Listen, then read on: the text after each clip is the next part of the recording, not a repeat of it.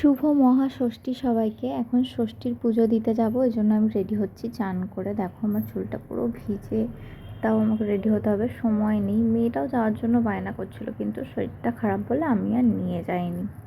সকালবেলায় এত রোদ উঠেছে 10টার সময়। দেখো এখানটায় আমাদের ষষ্ঠীর পুজো হয়, আর ওই দূরে ওখানটায় দুর্গা মণ্ডপে দুর্গা পুজো হয়। তো এখানটায় ষষ্ঠীর পুজো দেওয়ার জন্য লাইনে দাঁড়িয়েছিলাম। তারপর পুজো দেওয়ার পরে আর দেরি করিনি, তাড়াতাড়ি রৌদ্রের মধ্যে ঘুমটা দিয়ে বাড়ি চলে এলাম।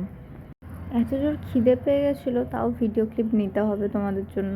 আমি কোথাও গেলে সব ছটিয়ে ছিটিয়েই চলে যাই, দেখো সব কিছু উলট পালট করে চলে গেছিলাম। তারপরে ষষ্ঠীর দিন রাত্রে বেরোবো না করেও বর বলে বৃষ্টি হতে পারে, চলো আজকে একটু ঠাকুরটা দেখে আসি কাছেগুলো। একটা গোল্ডেন কালার কুর্তি পরে নিলাম, এটা আমার মা দিয়েছিল। তো তারপরে একটু প্যান্ডেল হপিং করলাম। বেশি প্যান্ডেল দেখিনি, যেহেতু মেয়ে গিয়েছিল সাথে, আর ওর আগের দিন রাত্রেবেলা জ্বর এসেছিলো। ওই কয়েকটা ঠাকুর দেখে তারপরে এই বাড়ি। তো চলো টাটা। আজকে ব্লগটা কেমন লাগলো তোমাদের প্লিজ আমাকে জানিও।